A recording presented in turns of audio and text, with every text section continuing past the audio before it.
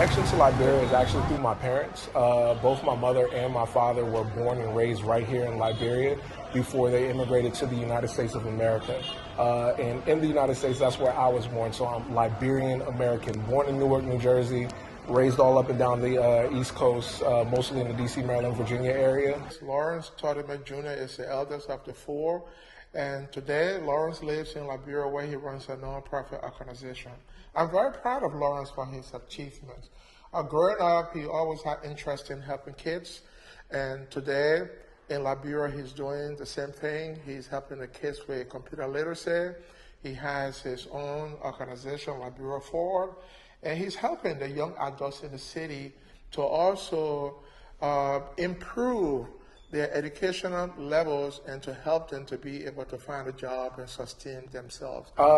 It's kind of hard to explain to most people why I would get up and leave the comforts of the United States, the developed world, and come to a developing country such as Liberia.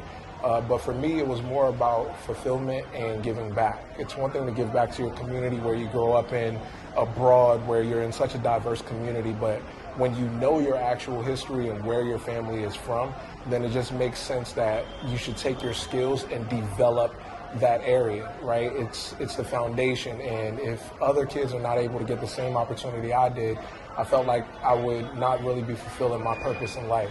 And so I was able to do a lot on that side, and I said, why don't I take this portion of my life, this chapter, and come over and try and give somebody else that opportunity.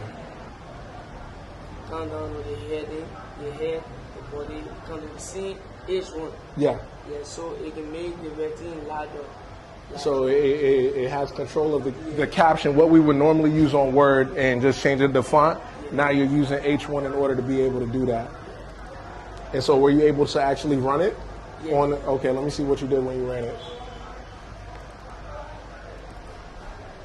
That's a really good job. Hey, okay. So how to code, my first lesson, how to read, and then you did that. Great. Did you create these links right here as well? Yes. I love it. Great job. I think you learn faster than Maureen does, but I won't tell her. Ooh, when it comes to obstacles, man, we ran into a lot of obstacles when we first started out because, again, we're a developing country. So something that is so normal in a place like America, like electricity, water, we overlook these things. It's expected. But when transitioning here and opening up our office, we didn't have electricity. So we were literally working off of a generator. And when it comes to funding is really tight around here. So we were really just making things work. Run the generator for an hour or two, get what you need to get done, and then shut it off. Water, we had to haul water from the wells, the local wells, and then bring them in so we'd be able to flush toilets. Like, these are all challenges that a normal person would come and say, you know what, it's not for me, I can't do it. But it's a passion. And when you know what you're doing it for, it's for a greater good, you look at it as just something to overcome. It's another chapter in your story. And at the end, you get to write how it concludes. For, I don't know, 3 generations, because as my father's generation and his mother, nothing has been done at all. And to see this level of progress, you know, farms and wells and solar lights, and you're doing a very good job. And Kwame, I'm so proud of you. So proud of you that you're leading this effort. As he said, it's family land, but you know, the land is nothing if people are not doing something with it. So all of you are doing something with it, to help each of you and your own families too, to be able to provide food, send your children to school, get medical care. You know, he's got big dreams for here.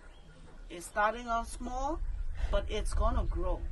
So you'll just be patient. You'll continue to do the work with each other.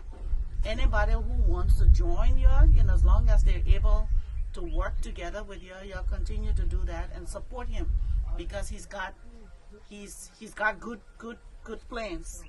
He's got good plans for you. So you'll continue to work together. They finished the Corvette, Moses? Bro, Moses, what do you think? How you think they did with the Corvettes? I want your honest opinion. Because people are learning and they just did it. It's not correct? Uh-oh. Yeah, this one you can tell. Yeah. So this one we wouldn't be able to use. So what I want you to do, look at them and tell us how many you think we will be able to use, and then we'll have to, we're going to take that temporary mold back so that they're able to fix it into a permanent one. And then right there.